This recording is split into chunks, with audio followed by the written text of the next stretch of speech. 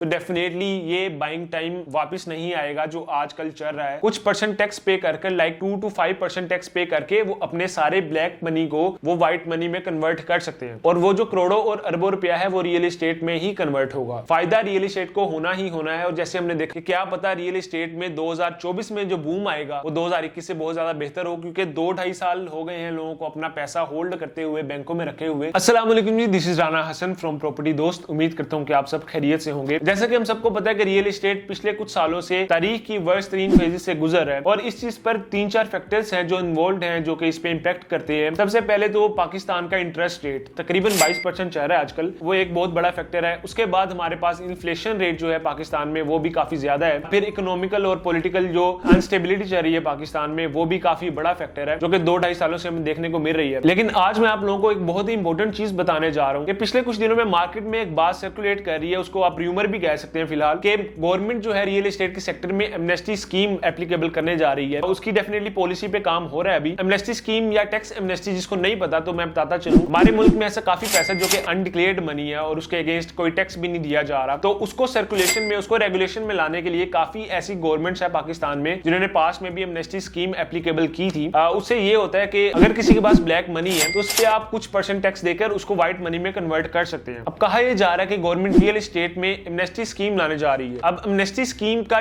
एक तो direct impact हो सकता है रियल एस्टेट में, और एक इनडायरेक्ट इंपैक्ट हो सकता है, जो कि मैं आपको एक्सप्लेन करने जा रहा हूं। जैसा कि हमने 2021 में देखा कि गवर्नमेंट ने रियल एस्टेट सेक्टर पर एमनेस्टी स्कीम अप्लाई की है, जिसकी पॉलिसी ये थी कि विदाउट पेइंग एनी टैक्स आप अपने अनडिक्लेयर्ड पैसे से रियल एस्टेट में आप प्रोजेक्ट शुरू कर सकते हैं, कंस्ट्रक्शन कर सकते हैं, हाई राइजेस कर सकते हैं, जैसे कि डिफरेंट हाउसिंग स्कीम्स हो गई। उसमें यह कि आपने टैक्स नहीं देना उस पर, आप डायरेक्ट प्रोजेक्ट शुरू कर सकते हैं रियल एस्टेट में अपने अनडिक्लेयर्ड पैसे से, ताकि उससे पैसा रेगुलेशन में आए। अब ये तो हो गया डायरेक्ट इंपैक्ट। हो सकता है करंट गवर्नमेंट भी ऐसी कोई पॉलिसी लाए कि आप अपने अनडिक्लेयर्ड पैसे से या ब्लैक मनी से रियल एस्टेट में प्रोजेक्ट कर सकते हैं, जिसपे आपको कोई 1% भी टैक्स नहीं देना पड़ेगा, ताकि वो सारा पैसा जो करोड़ों और अरबों में है वो रेगुलेशन में आ जाए। सेकेंडली, हमारे पास इनडायरेक्ट इंपैक्ट भी हो सकता है कि गवर्नमेंट ये भी पॉलिसी इंट्रोड्यूस करवा सकती है कि जिनके पास अनडिक्लेयर्ड मनी है या ब्लैक मनी है वो कुछ परसेंट टैक्स पे कर लाइक 2 to 5% टैक्स पे करके वो अपने सारे ब्लैक मनी को वो व्हाइट मनी में कन्वर्ट कर सकते हैं। अब इसका इंपैक्ट रियल एस्टेट में क्या होगा कि लोगों के पास करोड़ों और अरबों रुपया अनडिक्लेयर्ड पड़ा हुआ है, उस पे वो कुछ परसेंट यानी कि 2 to 5% टैक्स पे कर उसको व्हाइट मनी में कन्वर्ट कर सकते हैं। अब इसका इंपैक्ट रियल एस्टेट पर ये होगा कि जो करोड़ों और अरबों रुपए हैं डेफिनेटली वो कहीं ना कहीं इन्वेस्ट होने हैं, क्योंकि रियल एस्टेट एक आसान तरीन इन्वेस्टमेंट है इन्वेस्टर्स के लिए। और इनडायरेक्ट इंपैक्ट कैसे होगा कि हो सकता है गवर्नमेंट ये अप्लाई कर दे, ये पॉलिसी बना दे कि आप अपने अनडिक्लेयर्ड पैसे के अगेंस्ट, आप अपने ब्लैक मनी के अगेंस्ट 2 to 5% या जितने परसेंट वो पॉलिसी बनाते हैं उसमें मेंशन करेंगे, उसके अगेंस्ट उतना टैक्स पे करे और आप उस ब्लैक मनी को कन्वर्ट कर ले व्हाइट मनी में। अब जब वो व्हाइट मनी में कन्वर्ट हो जाएगा वो सारा अनडिक्लेयर्ड पैसा, तो डेफिनेटली लोग ढूंढेंगे कि यार ये जो करोड़ों या अरबों रुपए मेरे पास पड़े हुए हैं इसको मैं कहां पर इन्वेस्ट करूं। और लेट मी मेंशन कि पाकिस्तान में जो सबसे आसान तरीन इन्वेस्टमेंट है वो रियल एस्टेट का सेक्टर ही है, और वो जो करोड़ों और अरबों रुपया है वो रियल एस्टेट में ही कन्वर्ट होगा। तो चाहे government directly amnesty scheme real estate के सेक्टर में अप्लाई करे